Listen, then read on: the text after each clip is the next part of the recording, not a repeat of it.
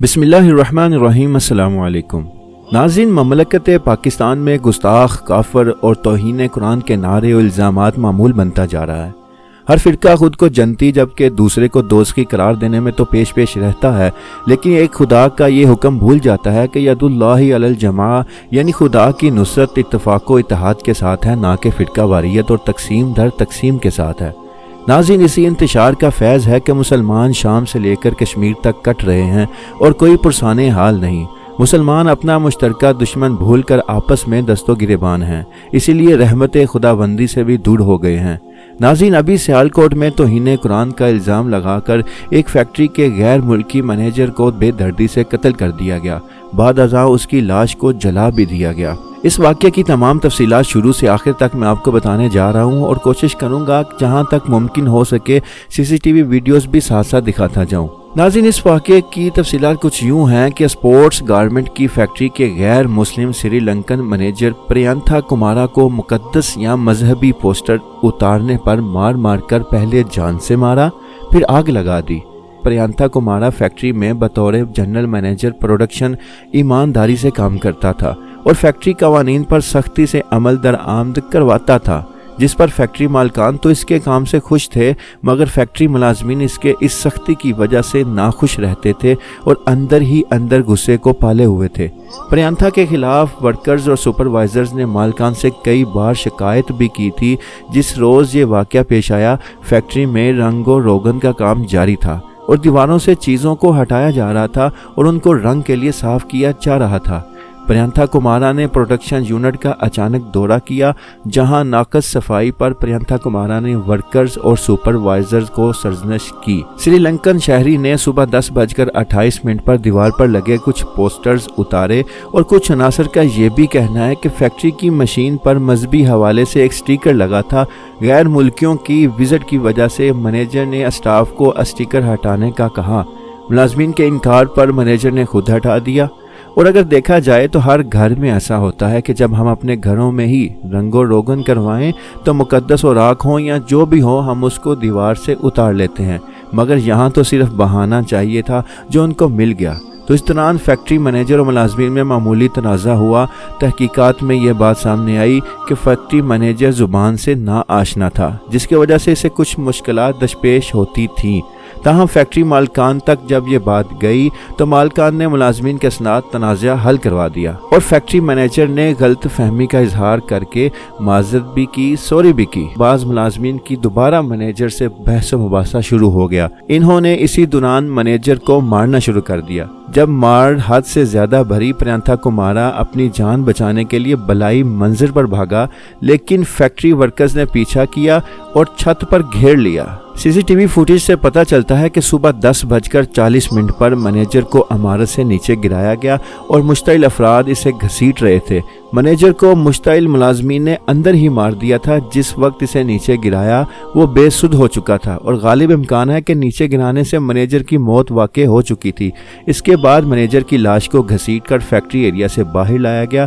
Garment factory میں 13 security guards تعینات تھے، لیکن اس واقعے کے وقت تمام گارڈز بھی موقع سے فرار ہو گئے، جس کے بعد ملازمین فیکٹری مینیجر کی لاش کو گھسیٹ کر باہر لائے، جس کے ہاتھ میں جو آیا مارا۔ اس دوران ایک طرف لبیک کے نعرے بھی لگ رہے تھے، مار کر جان سے ہی مار دیا۔ اس پر بھی بس نہ کیا، لاش کو گھسیٹ کر فیکٹری سے باہر چوک پر لے گئے، ڈنڈے مارے، لاتیں ماری اور پھر آگ لگا دی۔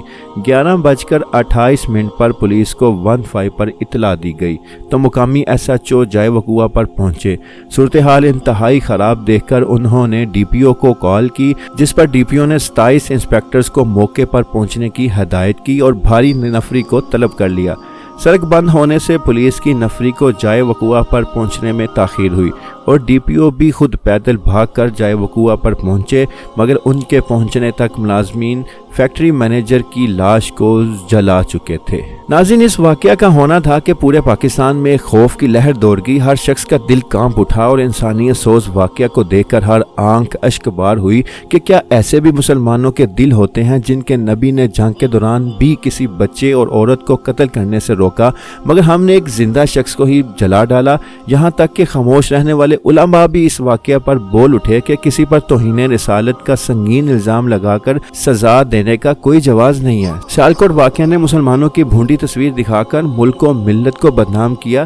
توہین رسالت انتہائی سنگین جرم ہے، لیکن ملزم سے اس کے ارتکاب کے ثبوت بھی اتنے ہی مضبوط ہونے ضروری ہیں۔ کسی پر یہ سنگین الزام لگا کر خود ہی اسے وحشیانہ اور حرام طریقے سے سزا دینے کا کوئی جواز نہیں۔ مولانا طارق جمیل نے بھی سیالکوٹ واقعے کی شدید الفاظ میں مذمت کرتے ہوئے کہا تھا کہ ناموس رسالت کی آڑ میں غیر ملکی کو زندہ جلا دینے کا واقعہ انتہائی افسوسناک ہے۔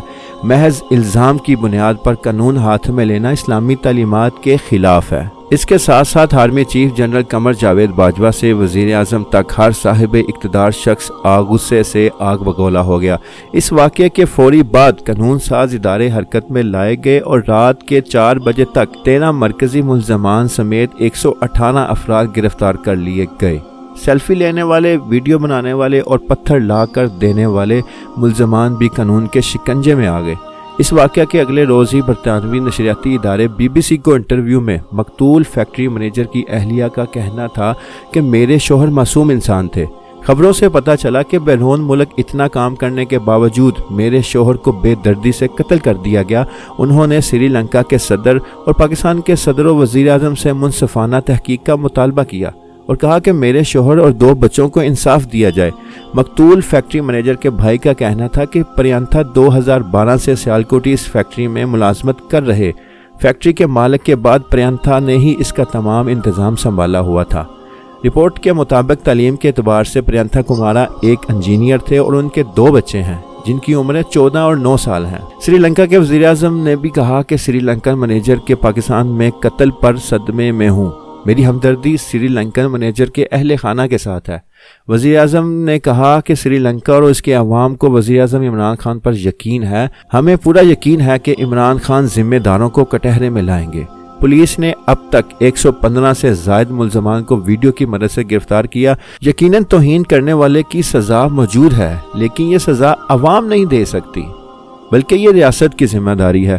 دوسری جانب اس پہلو پر بھی غور کرنا بنتا ہے کہ ہماری عدالتیں مجرمین کو قرار واقعی سزا دینے سے قاصر ہیں، جس کی وجہ سے عوام کو قانون ہاتھ میں لینا پڑتا ہے، اور جب عوام قانون ہاتھ میں لیتے ہیں تب گناہ گاروں کے ساتھ ساتھ بے گناہ بھی زد میں آ جاتے ہیں۔ اس موقع پر ریاست کی ذمہ داری بنتی ہے کہ وہ گستاخی کرنے والوں کا کلا کما کرے تاکہ آئندہ کسی کی گستاخی کی جرت نہ ہو، جبکہ عوام کو چاہیے خود سے قانون کا نفاذ نہ کرے بلکہ ایسے افراد کو متعلقہ اداروں کے حوالے کرے تاکہ مکمل تفتیش کے بعد پورے انصاف کے ساتھ فیصلہ ہو، کیونکہ ایک بے گناہ کو سزا دلوانا بدترین جرم ہے اور شریعت کی خلاف ورزی ہے۔ مملکت پاکستان کے باسیوں کا یہ تشدد پوری دنیا کو یہ باور کرائے گا کہ مسلمان ایک شدت پسند قوم ہے۔